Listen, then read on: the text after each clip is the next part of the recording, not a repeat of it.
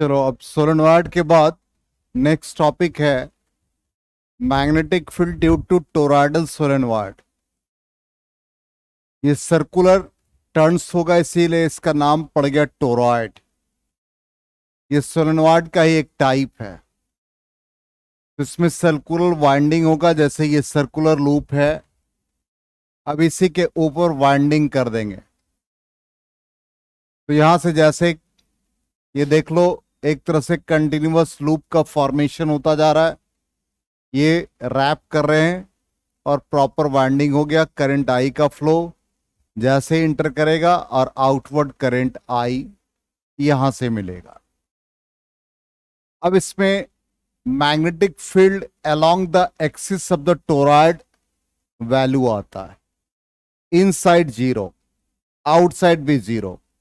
हम लोगों ने सोलेनॉइड के भी केस में पढ़ा था कि inside magnetic field maximum, outside zero. यहां भी वही केस है। तो यहां पर सबसे पहले एक एलिमेंट्री लेंथ डीएल ले लेते हैं। ठीक, जो प्रोसेस है एम्पियर सर्किट लॉ, इसका मतलब ये एक एम्पीरियन लूप की तरह बिहेव करेगा। जो येलो कलर से डॉटेड सर्कुलर लूप है वो एम्पीरियन लूप है। मैग्नेटिक फील्ड टेंजेंशियल होगा। ठीक, और इनसाइड यदि हम निकालेंगे तो यहां पर सबसे पहले सेंटर से इसका पोजीशन आर मान लेंगे। ठीक, जहां पर हमको मैग्नेटिक फील्ड निकालना है along the axis of the toroid. ठीक, इनसाइड द टोरॉइड जीरो, मतलब इंटीरियर केस में, और एक्सटीरियर केस में भी जीरो आ जाएगा। ठीक, अब हम लोग इंटीरियर को यदि प्रूफ करना चाहें कि इंटीरियर में जीरो कैसे आता है, तो उस कंडीशन में हम लोग इंटीरियर पार्ट में एक लूप को कंसिडर कर लें। यही इंटीरियर पार्ट। अब इंटीरियर पार्ट का रेडियस हम लोग R1 ले लेते हैं, इंटीरियर पार्ट का, और इसका एलिमेंट्री लेंथ डीएल ले लिया। जो एम्पीरियन लूप है जिसका रेडियस R1 है, उस जगह पर मैग्नेटिक फील्ड का स्ट्रेंथ हमने एज्यूम कर लिया B1। तो एम्पियर सर्किटल लॉ, ध्यान दीजिएगा, आर, या सिंपली आप इसको ऐसे भी लिख सकते हैं, पहला case, first case, interior to the toroid.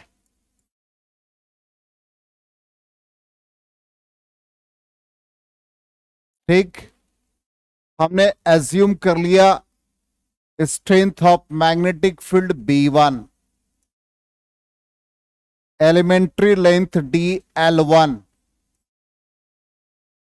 Mu naught times the total current. Clear?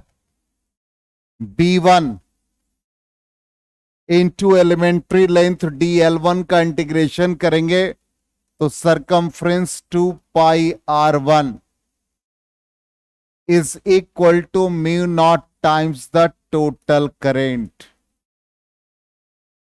But interior to the toroid, current zero, no current. Current का फ्लो एक्सिस के लॉन्ग है।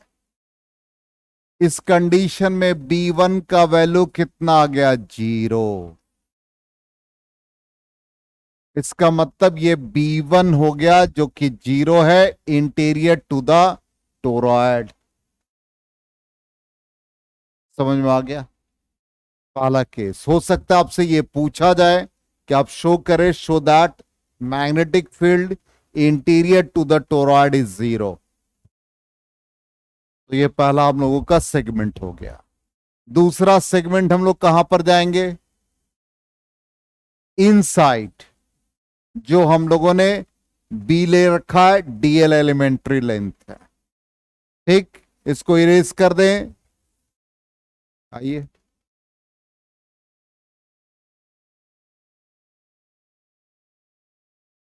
अब सेकेंड केस में आ जाए। सेकेंड केस, ये पहला part हो गया।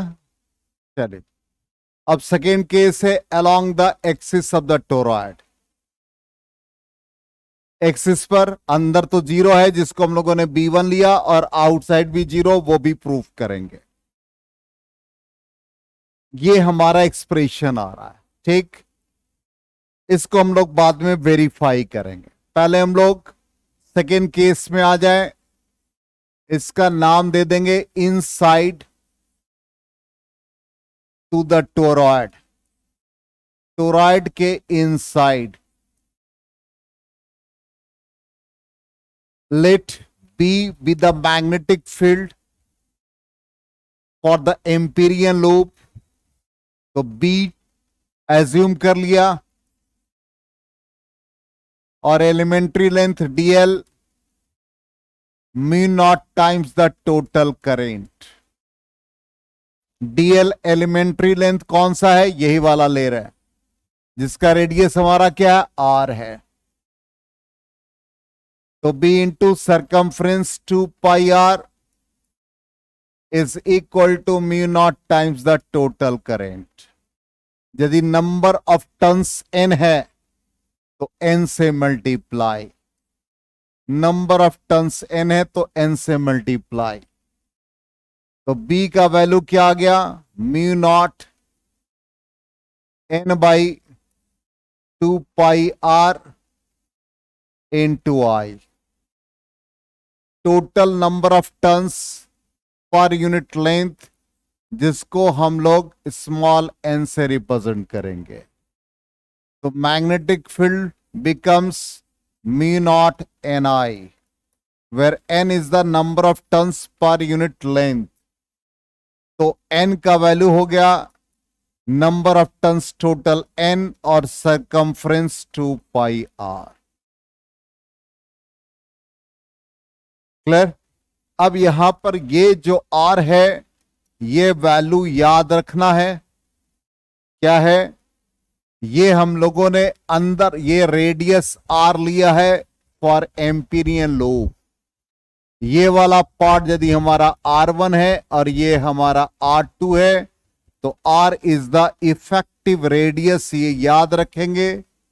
इनसाइड रेडियस और आउटसाइड रेडियस का मीन वैल्यू, वही हमारा R को रिप्रेजेंट करेगा।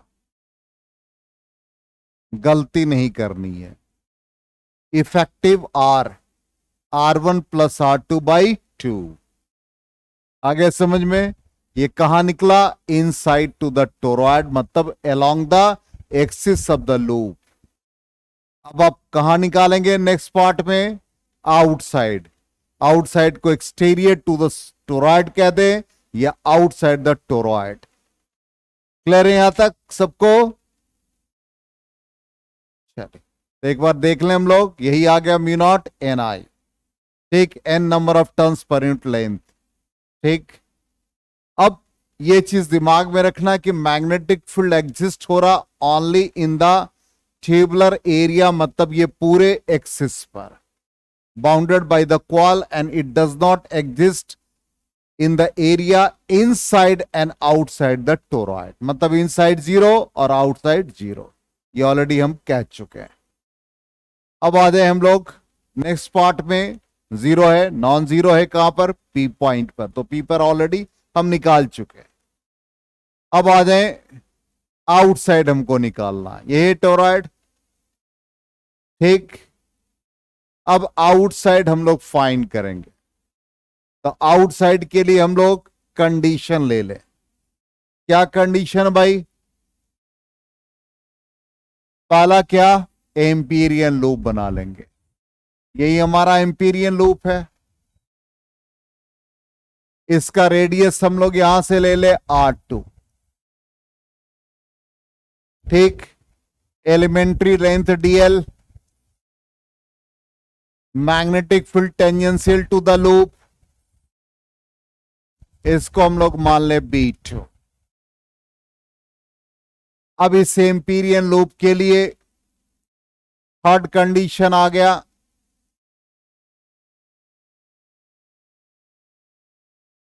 Exterior to the loop. या एक्सटीरियर टू द टोरॉइड,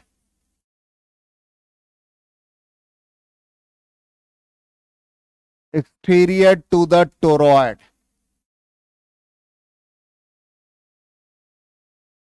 तो line integral of magnetic field strength क्या एज्यूम किया, B2 डॉट DL2 मान ले, इनसाइड को DL1 माना, अलोंग द एक्सिस DL और आउटसाइड के लिए DL2, म्यू नॉट I, ठीक, B2 एंड DL2 टेंजेंशियली है, दोनों के बीच का एंगल 0 डिग्री।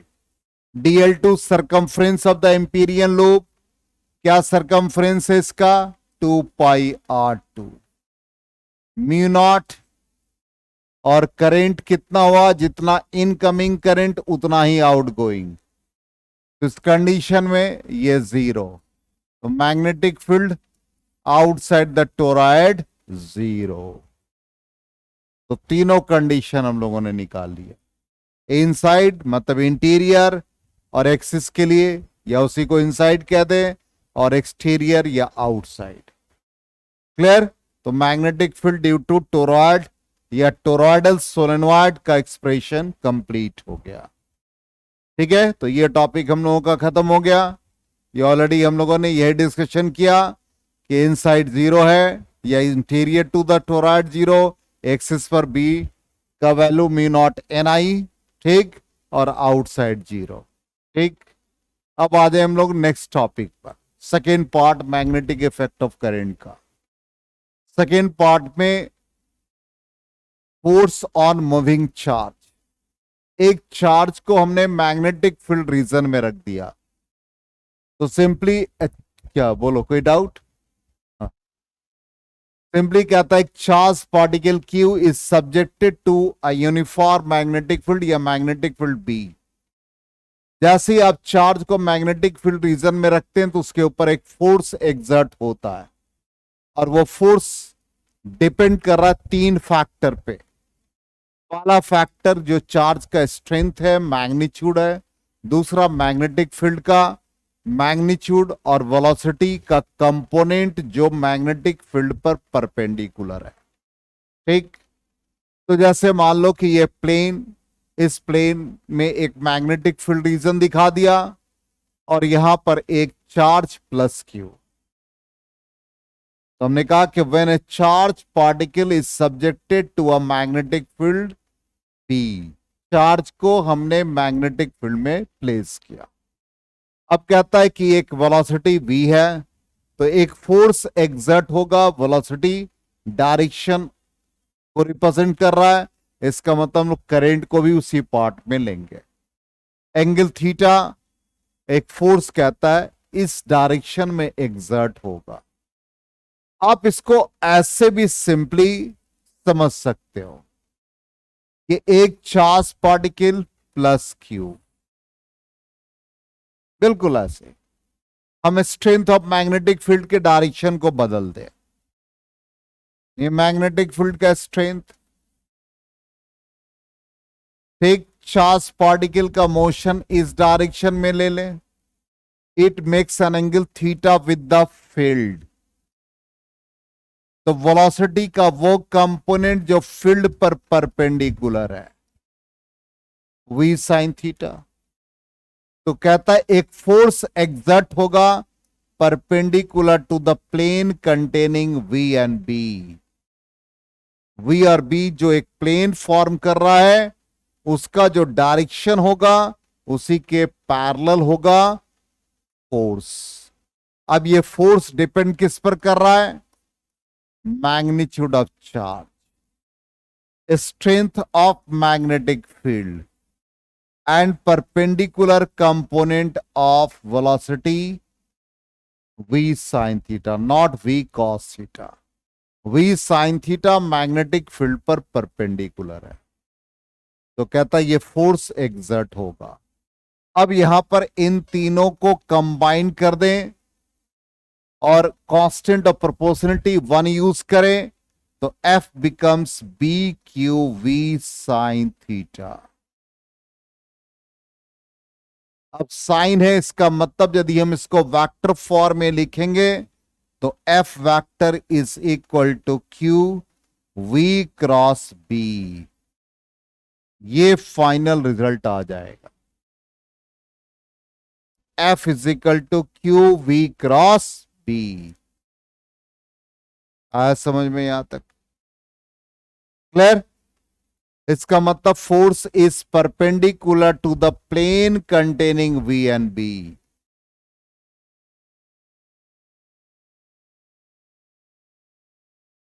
ठीक, यही हमने अब गौर से देखिए, चार्ज पार्टिकल यदि हमने पॉजिटिव लिया तो क्या फोर्स का डायरेक्शन है, और जब नेगेटिव लेंगे तो फोर्स का डायरेक्शन क्या होगा? ये डायरेक्शन होगी, अपोजिट हो जाएगा। ठीक, अभी सब कुछ क्लियर हो जाएगा, घबराइएगा नहीं। तो ये हमारा एक्स मैक्सिमम वैल्यू आ गया, मतलब एफ का वैल्यू क्या हो गया? Q V cross P. तो एफ एम मैग्नेटिक फोर्स है, B Q we sine theta. तो मैक्सिमम होने के लिए साइन थीटा का वैल्यू 0 होगा, वो साइन साइन 90 डिग्री। तो यहां पर साइन 90 डिग्री होना चाहिए। ठीक है, वो टाइपिंग मिस्टेक है। तो ये B Q we sine 90 degree, तो force will be B Q v. Force maximum क्या होगा? B Q we.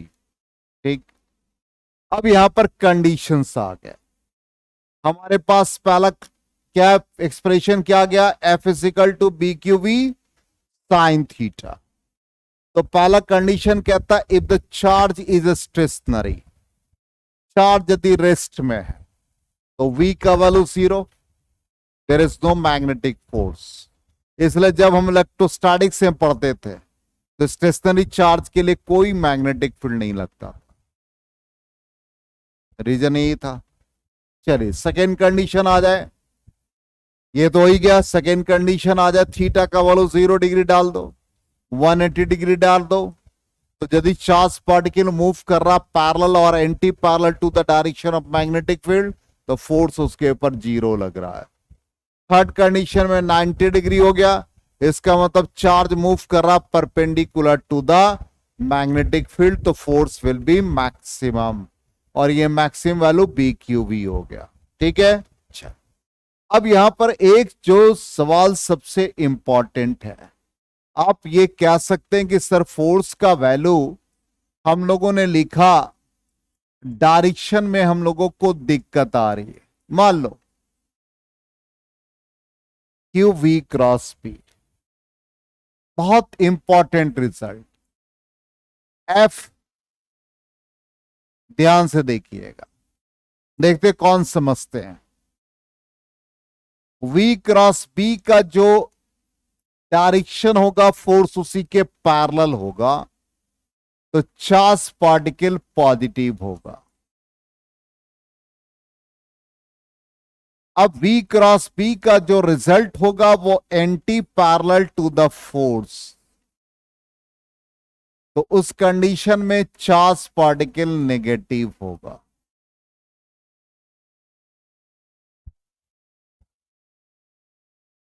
क्या मतलब समझे? हम सिंपल एकदम एक लेमैन की तरह समझा रहे हैं, एकदम लेमैन की तरह। यहां V का कंपोनेंट V साइन थीटा है, ये हमारा B का कंपोनेंट है या B का डायरेक्शन है। हमने पढ़ा क्यू वी क्रॉस बी, इसका डायरेक्शन है एक्स एक्सिस के लॉन्ग। अदनान ध्यान दो, यहां इसको भाभी की याद आ रही है, अभी शादी करवा के लाया भैया का, नहीं? अच्छा, मैग्नेटिक फील्ड वाई के लॉन्ग। हाँ, नई नई शादी होती भैया की तो भाभी की ही याद आएगी, और किसकी याद आएगी?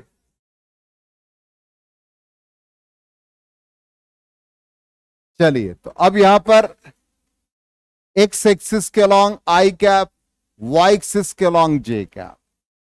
मतलब वेलोसिटी का डायरेक्शन एक्स एक्सिस के along i cap, magnetic field y axis के along j cap, i cross j का डायरेक्शन क्या हुआ, के। इसका मतलब फोर्स का डायरेक्शन इधर हो गया के कैप के अलॉन्ग।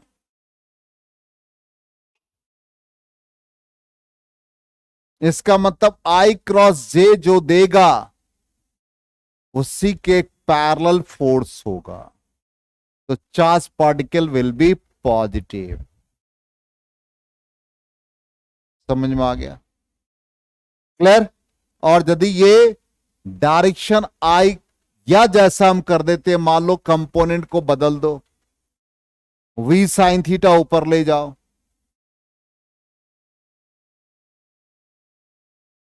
ठीक, और यहां पर ले जाओ वी को, चलो कुछ ना कुछ करते रहो। ये आ जाओ, क्या हो गया, वी का कंपोनेंट जे कैप, मैग्नेटिक फील्ड एक्स के along i cap, J cross आई क्या दिया, माइनस के। इसका मतलब फोर्स इधर लग गया, तो ऑब्वियसली ये चार्ज क्या होगा, नेगेटिव होगा। यही हमने आपको समझाने का कोशिश किया है। आ गया समझ में? ये डायरेक्शन बहुत इंपॉर्टेंट है, डायरेक्शन नहीं समझ में आएगा बहुत दिक्कत होगी। क्लियर हो गया 100% सबको?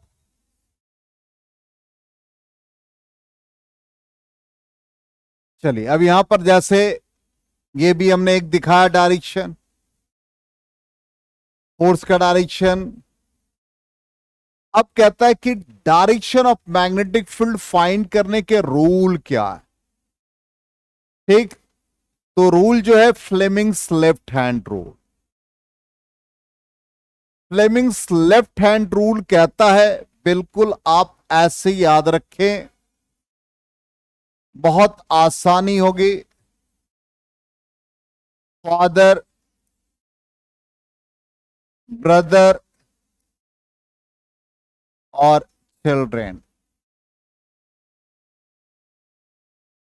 ये फोर्स को रिप्रेजेंट करेगा, ये मैग्नेटिक फील्ड को, और ये मोशन ऑफ चार्ज को रिप्रेजेंट करेगा। अब कहता है कि तीन,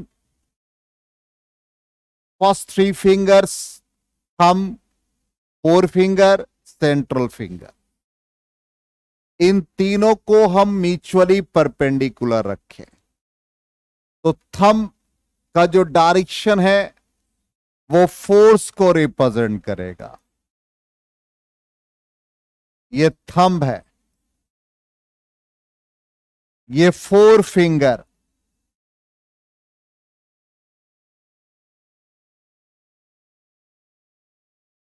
और ये हमारा सेंट्रल फिंगर।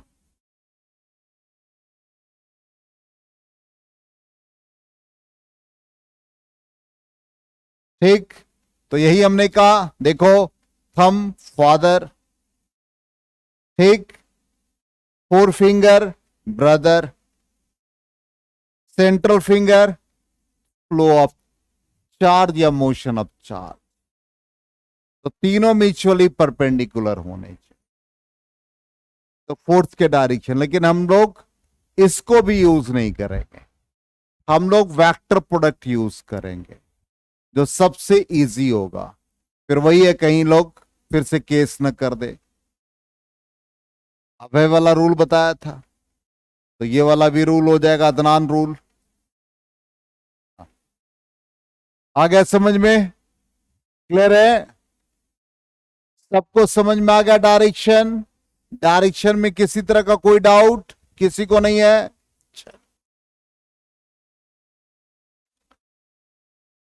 तो यहां पर वही है, यही डायरेक्शन बताया, यही है फ्लेमिंग्स लेफ्ट हैंड रूल। देखो ध्यान से, मेरा ही हाथ है, किसी और का नहीं है। हाँ, ये आपका मोशन को रिप्रेजेंट कर रहा है, ये मैग्नेटिक फील्ड को, और ये फोर्स को रिप्रेजेंट कर रहा है।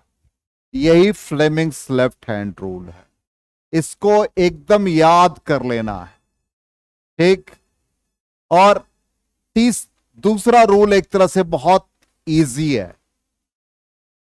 ईएमएफ याद रखिए, ई का मतलब फ्लो ऑफ चार्ज या इलेक्ट्रिक करंट, एम का मतलब मैग्नेटिक फील्ड और एफ का मतलब फोर्स। ठीक।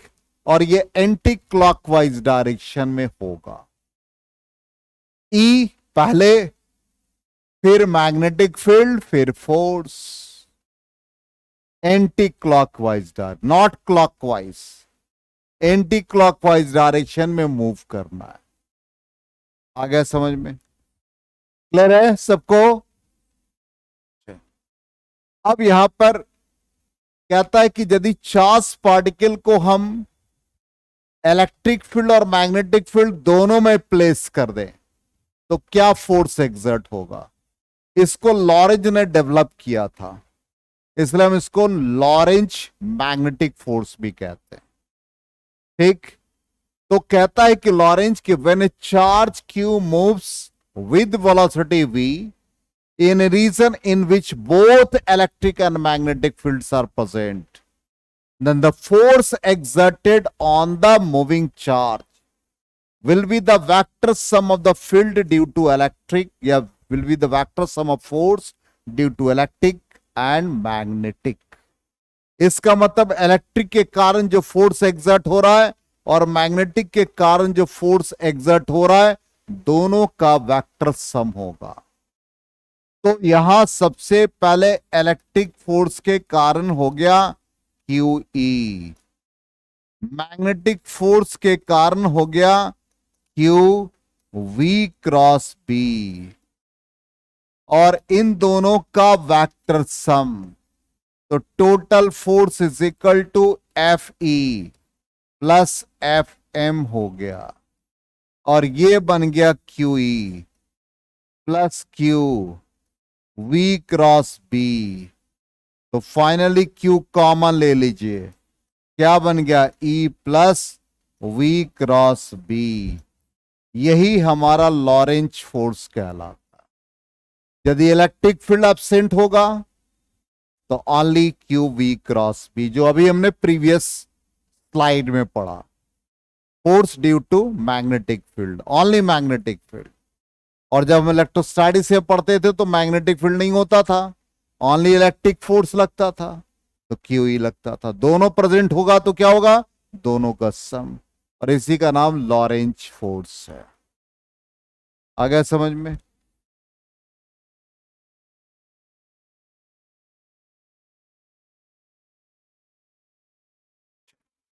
क्लियर है यहां तक? अब ये चूंकि नेक्स्ट टॉपिक है, पहले यहां तक कंप्लीट कर लीजिए। तो कल नेक्स्ट क्लास है फोर्स ऑन मूविंग चार्ज।